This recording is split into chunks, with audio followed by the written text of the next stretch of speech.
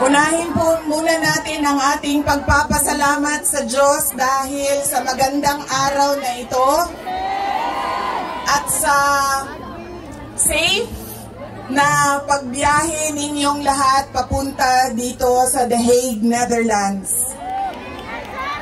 At syempre, dahil bumiyahe kayo papunta dito, ay mag-ingat kayo sa biyahe ninyo pauwi lahat sa inyong mga tirahan mamayang hapon.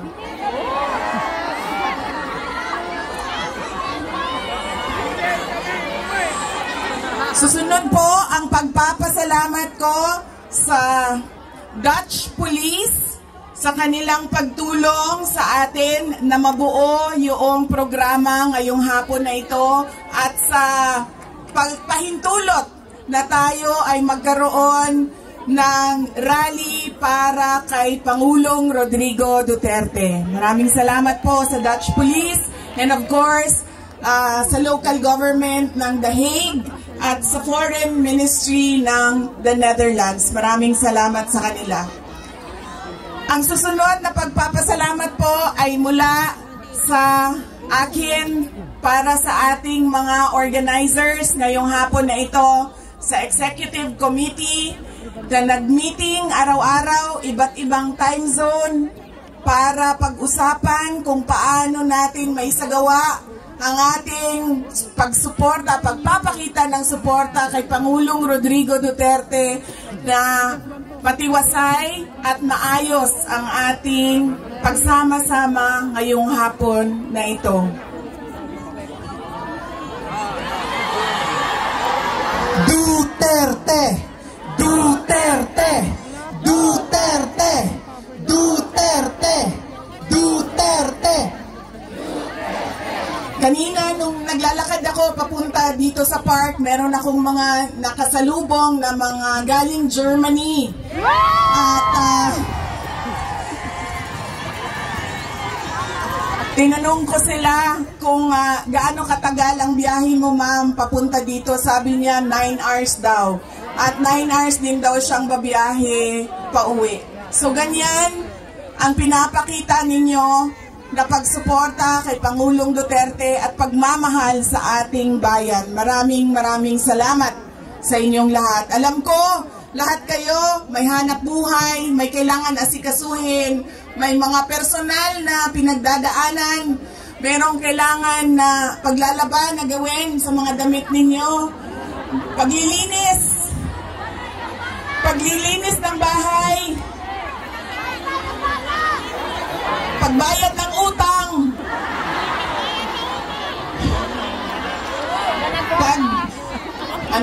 pagtawag sa inyong mga mahal sa buhay doon sa Pilipinas, ay nandito kayo ngayong hapon na ito at ibinigay ninyo ang oras ninyo at panahon ninyo para mapag-usapan natin ang estado ng ating mahal na bayang Pilipinas. Maraming salamat po sa inyo.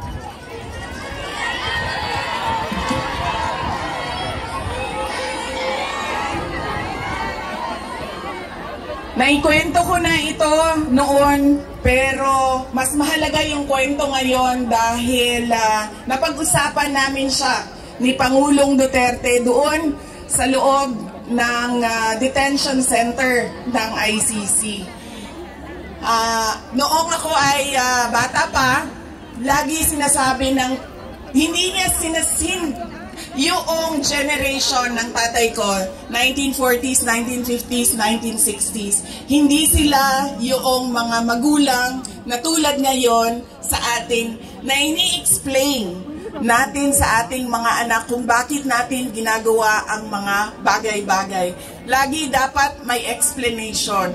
Sa kanilang henerasyon ay diretso ka lang pagsasabihan or pagalitan.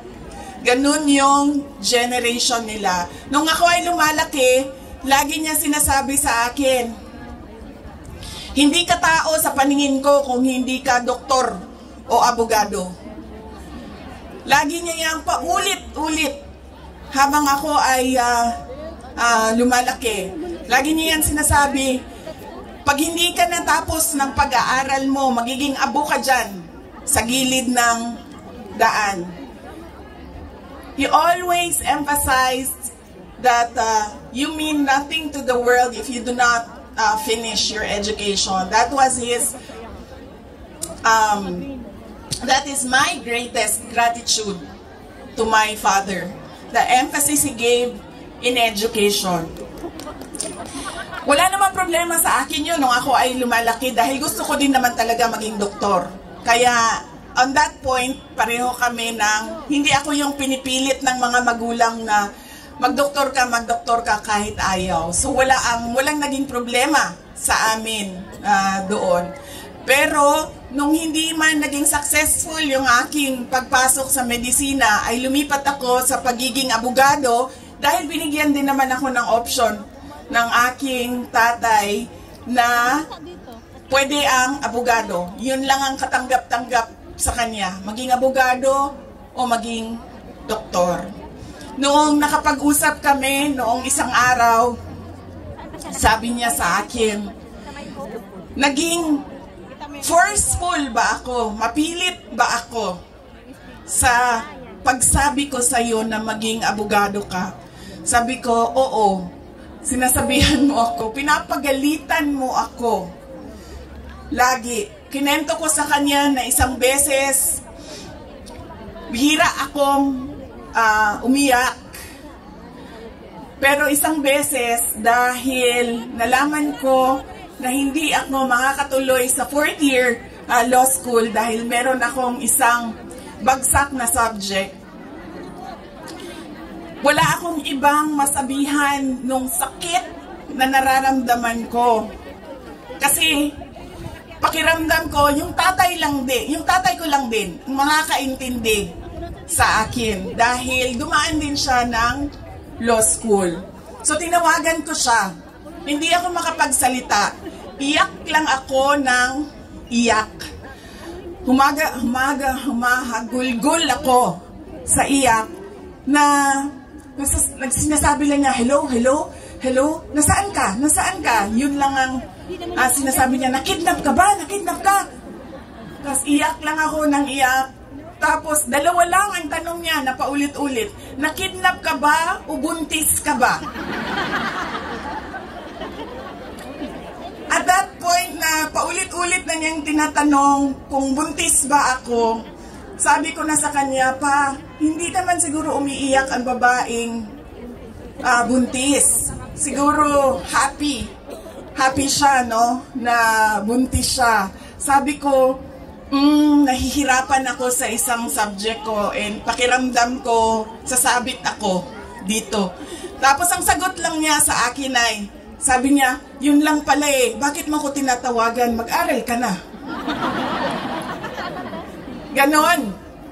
Ganon ka tigas yung kanyang paninindigan, paniniwala at pagpipilit na ipursige ko ang aking edukasyon.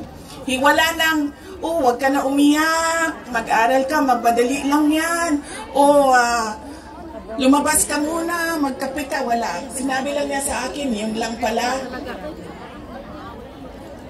Ibaba mo na yung telepono at bumalik ka na sa pag-aaral mo. Kaya noong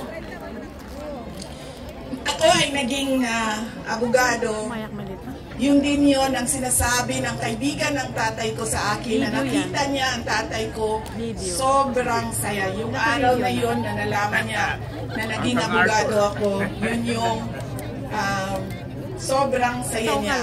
At sinabi sa akin ng kaibigan ng tatay ko, sabi niya, hindi mo maintindihan kaming mga tatay na kaming mga abogado pag nagkaroon kami ng anak na abogado. Ganun, iba yung saya namin kapag nakikita namin na meron na kaming anak na abogado. Sabi niya sa akin doon, sabi niya, pinilit ba kita? Sabi ko, hindi lang pilit. Sinigawan mo ako at pinaiyak mo ako ng madaming beses dahil sa edukasyon at sa pag-aaral. At sabi niya, di buti na lang dahil meron akong abogado ngayon na anak na inutos-utusan ko dyan. Kausapin niyang mga huwes dyan. At ngumiti siya. He smiled, and it seemed to me that it was a comfort to him that he had a daughter who is a lawyer. In fact, sabi niya,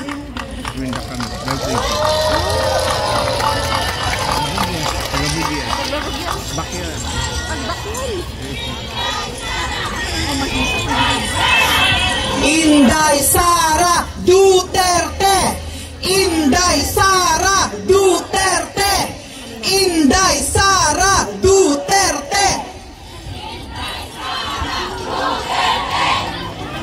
sabi niya, lagi, pag pumapasok ako doon at nagkakaroon kami ng oras na makapag-usap, sinasabi niya, kailan ka ba uwi ng Pilipinas? Anong date ka uuwi ng Pilipinas? Anong ginagawa mo dito? Bakit hindi ka pa umuwi sa Pilipinas? Sinasabi ko sa kanya, inaayos ko lang yung sistema dito at pagkatapos inaantay ko yung mga kapatid ko na pumunta dito. At sinabi niya, ito din, may patama din or diretso din. Bullseye din sa edukasyon. Sabi niya, sabihan mo si Paulo na okay lang ako. At huwag siyang pumunta dito hanggang hindi matapos ang eleksyon at maging congressman siya ng 1st District ng Davao City. So, yeah. At sabi niya, sabihin mo kay Baste, hindi siya pwedeng pumunta dito hanggang hindi matapos at ma-elect siyang Vice Mayor ng Davao City. Ito ang pinakamatindi dahil pinagtatawanan namin siya sa group chat namin. Kaming magkakapatid 4, meron kaming group chat. Dahil ang sinabi niya kay Veronica, sabi niya, sabihin mo kay Kitty, hindi siya pwede bumisita dito hanggang hindi siya abogado.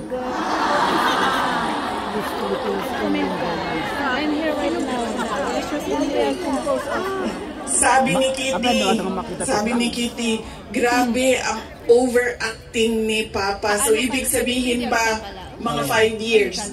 She has 5 years until she becomes a lawyer. Na meron pa akong 5 taon na bago ako makabisita. Ganon siya kahit na nandun siya sa loob. Ang kanyang iniisip, unang-una, yung mga kapatid ko na kailangan magtrabaho para sa siyudad ng Davao, yung kapatid ko na kailangan mag-aral. Yun pa rin ang iniisip niya. At kapag tinanong mo siya, pa, ano ba ang kailangan mo dito sa loob? Ang sinasabi lang niya, mga, alam mo yun, mga bagay na shaving cream, Coke Zero. Naititik ko taga-Bantayan. Hi, Mos! Hi, Elia. Tumigil na siya sa kakahingi ng Pinoy na parang hindi talaga kaya nung nagluluto sa loob ang Pinoy na ulam. Pero nagpadala ako kahapon ng PDF file ng mga recipes na pwedeng sundin nung nagluluto. Yes! Duterte! Duterte! Duterte! Meron siyang meron siyang hilig sa Coke Zero at yun lang yung hingi niya. May shopping list doon sa loob. At sabi niya doon sa gwardiya na isulat mo dyan 2 case ng Coke Zero. Kahapon, bago ako umalis, tinuruan ako ng gwardiya. Sabi niya, pwede ka naman bumili dyan sa vendo, tapos iiwan mo para sa kanya. So sabi ko, Papa, anong gusto mo dito? Sabi niya, Coke Zero lang. So bumili akong 4 na Coke Zero, iniwan ko sa kanya. Sabi ko pa, that's 1 for each day pa ha. So, today, tomorrow, Saturday, Tomorrow, Sunday, Monday, Tuesday, Wednesday. Dahil darating na yung grocery list mo by Wednesday. At sagot niya sa akin, bakit isa lang? Sabi naman nung guardia, sabi niya, he has to have at least 2 because he already drank upstairs, 1 Coke Zero. And then sabi ko, sige pa, sabi ko, babalik naman ako sa Lunes. Sabi ko, 2, bukas Sunday, and 2 sa Monday, tapos i-replenish ko na lang yung Coke Zero mo. Sabi ko sa kanya, alam mo pa, sinasabi sa iyo ng doktor, maglakad ka daw. Huwag kang nakaupo lang sa kwarto mo. Tapos sabi ko, pwede ka naman, allowed kayo na lumabas dyan. Sabihan niyo lang ang gwardiya. Sabi niya, ayoko maglakad sa labas kasi baka didiretso ako sa gate at umalis sa lugar na ito.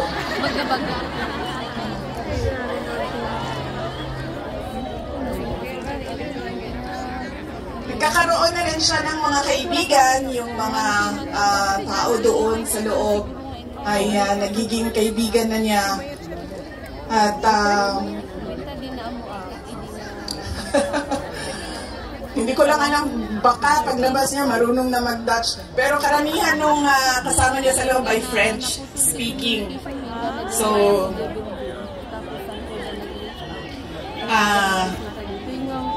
baka paglabas niya, no, di na kay kamao magbinisaya, tingala tama. Voulez-vous coucher avec quoi? Na. Whatever that means. So, on that point, he is okay. Okay naman siya. Pero as a lawyer, kasi alam niya yung batas eh. Alam niya kung anong nangyayari. Kaya medyo persuasive siya. And lagi niyang inuulit-ulit kung ano yung kailangan gawin para sa kanyang kaso. At lagi siyang nagtatanong ng timelines dahil alam naman natin sa korte ay medyo may kabagalan. Diba? Magsasagutan, ang prosecution, ang defense, maraming mga papel na kailangan ipasok at antayin ang oras. Kaya siya din ay insistent sa mga timelines niya. Pero ang sinasabi niya lagi, alam niya na mali ang ginawa. And at to the very minute na tinulak siya paakyat ng eroplano, ilang beses niya sinabi na I want to be tried in a Filipino court before a Filipino judge and a Filipino prosecutor because he knew that number one, wala talagang basihan yung kaso. 43 counts of murder ang sinasabi nila na thousands. Totoo yan, ma'am. Kaya minsan naisip ko, naging kaso lang ba ito dahil sinusulat sa media na thousands ang namatay? I do not even understand paano naging crimes against humanity ang 43 counts of murder na ngayon ay lumalabas. Hindi naman ata totoo lahat yung mga witnesses at yung mga complainants. But that is a thing for the courts and the lawyers to discuss inside. Ano bang pwede nating gawin? Ang pwede nating gawin ay i-demand na ipauwi or iuwi nila si Pangulong Duterte. Bring him home! Bring him home! Bring him home! Bring him home! Bring him home! Dahil yun din ang gusto niya. Araw-araw na nandun ako, sa mga araw na nandoon ako, Isa yan sa paulit-ulit niyang sinasabi, kailan mo ako mapalabas dito dahil darating ang eleksyon, mag-mayor pa ako ng syudad ng Davao. Bring him home! Bring him home! Bring him home! Candidate na mayoralship in Davao. At yun ang gusto niya. Gusto niyang umuwi. Sinabi ko din sa kanya yon pa.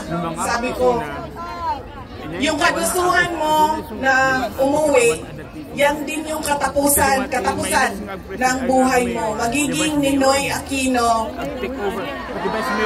Jr. ka.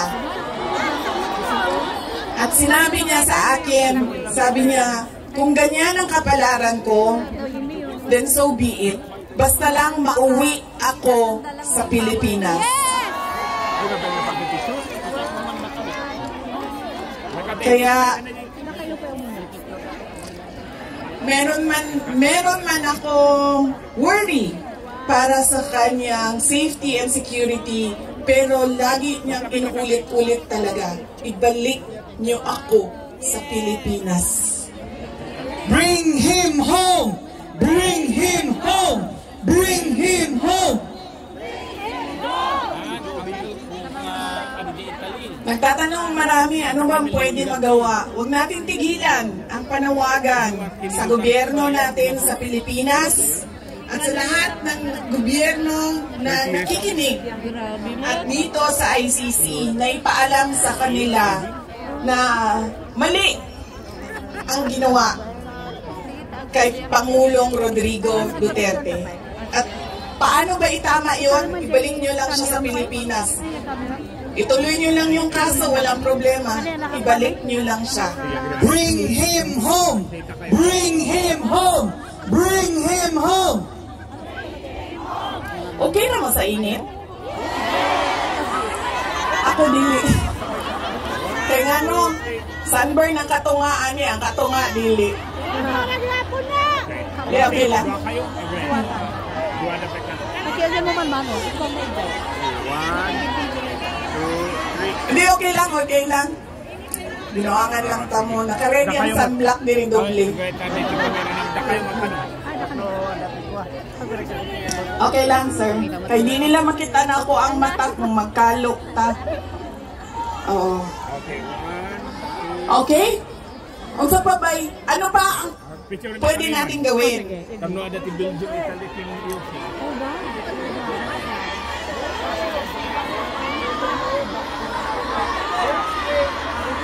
No medyo at atindog kayo pa. Marcos resign! Marcos resign! Marcos resign!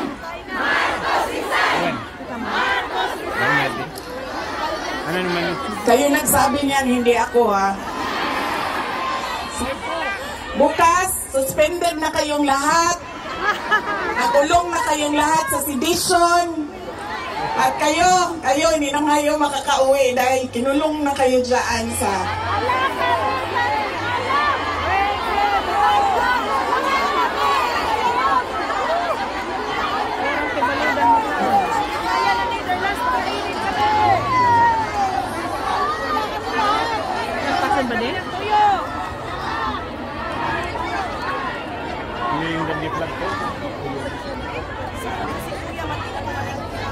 And that relates to transparency and accountability. Alam nyo kasi, ang pagiging Pangulo, dapat nasa tamang pag-iisip ka. Kapag Adi, mga una naman.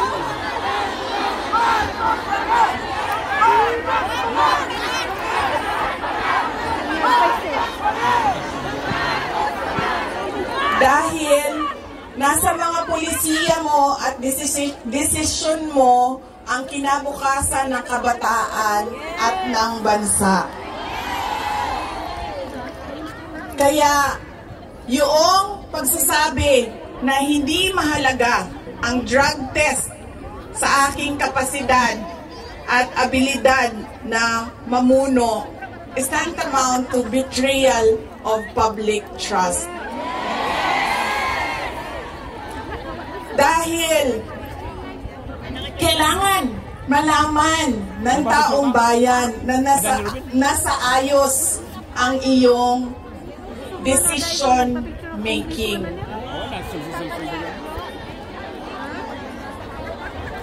Kaya hindi lang naman natin pwede sabihin, Marcos, resign. Bakit ba kailangan resign?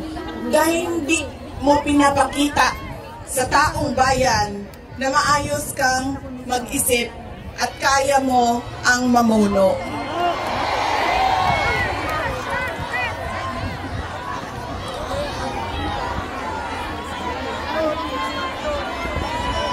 Madaming mga tanong na nasa loob na ng korte. Ang PhilHealth, ang pagkuha ng pondo ng PhilHealth para bang naging pyramiding ang ginawa nila sa budget ba? Kumuha sila ng kulang ang pera dito, kumuha sila sa ibang source para isalpak dito, and hahanapin na naman sa ibang source yung nagiging juggling at parang pyramiding na ang nangyari sa budget. At kung nakikita ninyo at naiintindihan ninyo ang budget, karamihan doon pamigay lang ng mga politiko na tinatawag nating ayuda.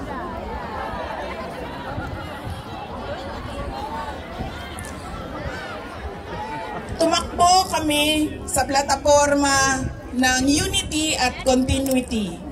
Continuity, kasali na doon ang big ticket projects o mga build projects ni Pangulong Duterte. Pero wala kayong nakikita ngayon na development projects. Yes, tama. Wala nga. Dahil lahat yon ay nakatago sa mga proyekto na pamigay o nandoon lang sa bulsa ng kontraktor at ng politiko na gumawa kuno ng project.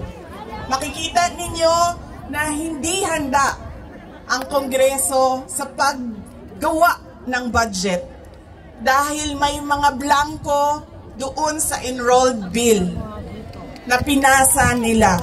Ibig sabihin, walang nag-iisip at hindi pinag-isipan paano ba natin gamitin ang pera ng gobyerno na makita natin na merong kapayapaan at kalambuan, kauswagan sa ating bayan. Noong ako ay tinanong noon bakit ako nag-resign sa Department of Education. Sabi ko, unang-una, personal yon. Meron kaming personal na hindi ko gusto na ginawa niya sa akin. Pangalawa, dahil sa loob ng Department of Education. Sinabi ko na itong noon, personal ko to na experience. Yung budget ng school building program ng Department of Education, pinaghati-hatian lang sa loob ng House of Representatives. Noong unang taon, nagawan ko ng paraan. Sabi ko, hindi pwede, sige, kung yan ang gusto ninyo, yan ang makapagpapasa ng budget. Para magkaroon ng budget ang Department of Education, dadaan pa rin kayo sa validation ng regional offices ng Department of Education. Pagsunod na taon, naisipan na nila kung ano ang gagawin nila at hindi nila ma-deny ito dahil nakikita ninyo sa papel. Kaya wala din kumukontra sa akin dahil nakikita sa papel. Ang ginawa nila, gumawa sila ng sarili nilang listahan. Doon nakikita mo, pinaghati-hatian nila ang school building program at inattach nila sa General Appropriations Bill na sinabmit nila sa Senado. Sinabi namin sa mga senators, nakita niyo ba kung anong ginawa? Sabi nila, oo, nakita namin kung anong ginawa ng House of Representatives. Sabi ko, please, hindi natin masasolve ang problema ng school building program kung ganito lagi ang nangyayari sa budget ng new construction. And meron pang ibang problema sa loob ng budget. Sinubukan ng mga senators na tanungin, pasagutin, sumasagot, yes, pero pagdating sa BICAM, anong nangyari? Wala namang wala namang totoong BICAM kung saan pinag-uusapan ang paggamit ng pera. Ang desisyon lang na nandun ay kay Zaldico, ng panahon ko, kay Zaldico at kay Martin Romualdez. At diretsong pinapapirma sa malamang tao na hindi nagbasa o hindi binasa ang buong budget.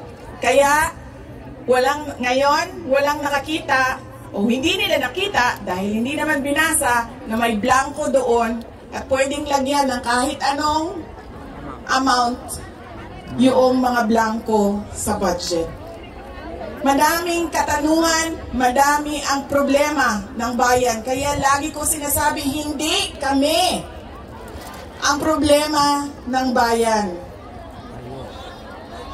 Ang problema ng bayan ay ang governance mismo ng Pilipinas. Yan ang problema ng bayan. At dahil may problema sa gobyerno, ay tuloy-tuloy ang kahirapan doon sa ating bayan. Nakikita nyo yan dahil dumadami ang nakikipagsapalaran sa ibang bansa. Dahil sa kawalan ng oportunidad doon sa ating bayan. Kaya nga, walang kain. We should not be proud that we are exporting our countrymen, our workforce abroad.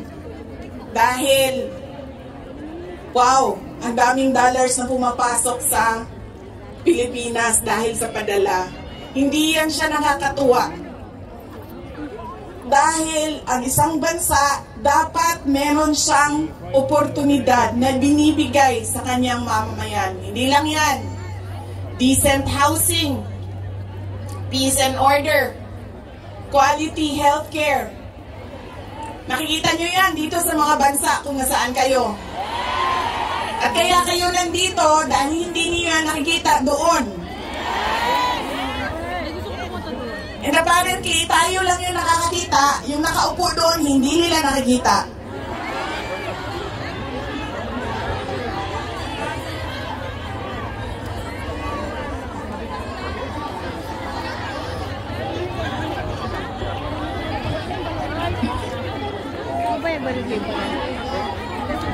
Alam nyo, madami sa mga kaibigan ko, galing ako sa middle class na family sa Davao City. So madami sa mga kaibigan ko doon,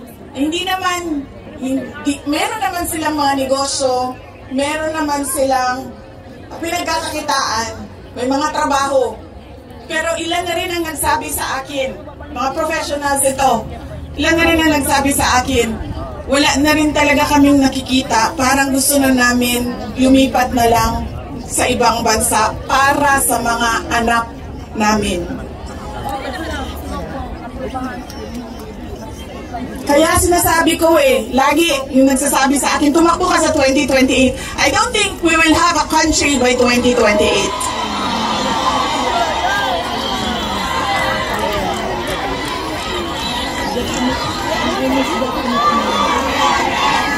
Duterte! Duterte! Duterte!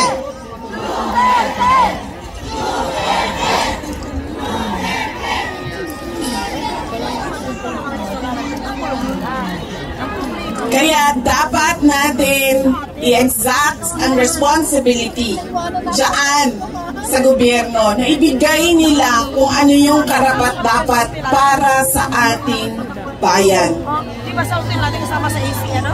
Dahil kung meron man ang okay sa kanila, na pumunta sa ibang bayan, meron din mga tulad namin na ayaw namin kahit anong mangyari, umalis sa Pilipinas. Dahil gusto namin doon magpamilya, doon palakihin ang aming mga anak. Kaya dapat meron tayong nakikita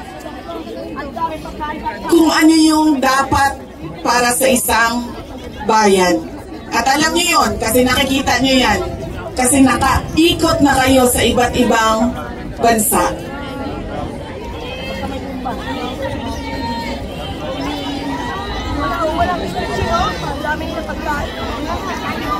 Ano ang gagawin? Patuloy na ipanawagan sa lahat ng nakikinig na iuwi ninyo si Pangulong Duterte sa Pilipinas. Bring home! Bring him home! Bring him home! Bring him home! Bring him home! At pangalawa, patuloy natin na hingiin sa gobyerno, sa administrasyon na ibigay ninyo ang serbisyo at kaunlaran na karapat-dapat para sa mga Pilipino at para sa Pilipinas. Kanino yung dalawa sa harapan? Ginagawa ng ayos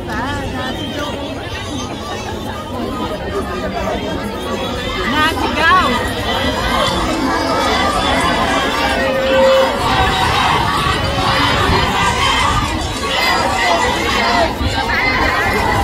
Sa kagahi, sa ako ang bagtak ni Rimami, nanyong tukaran.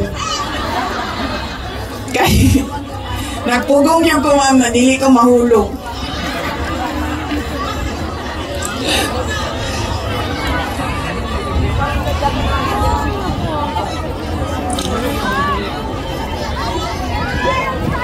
Yung akin pong mga pagpapasalamat.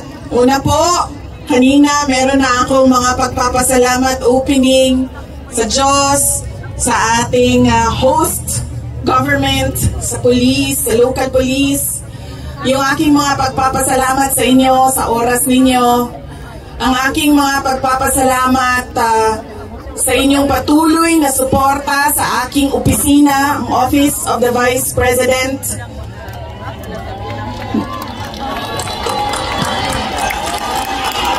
Inday Sara Duterte! Inday Sara Duterte! Inday Sara Duterte!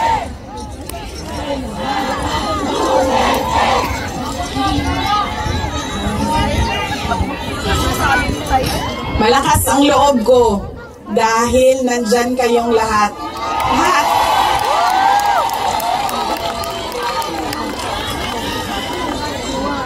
Kanina noong papasok ako dito, marami ang nagsabi, be strong, be courageous. I am only as strong as you are. Kung nakikita ko, sobrang lakas ninyo at sobrang lakas ng pagmamahal ninyo sa bayan. Ganyan din ang nararamdaman ko.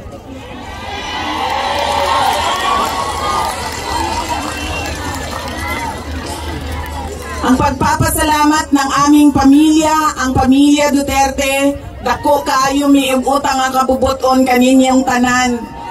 Sa higayon nga gihatag ninyo kanamo nga makaserbisyo sa atoang nasod. Napakalaki ng utang na loob namin sa inyong lahat sa pagkakataon na ibinibigay ninyo sa amin na makapaglingkod sa bayan. Maraming salamat po sa inyo, mga kababayan namin.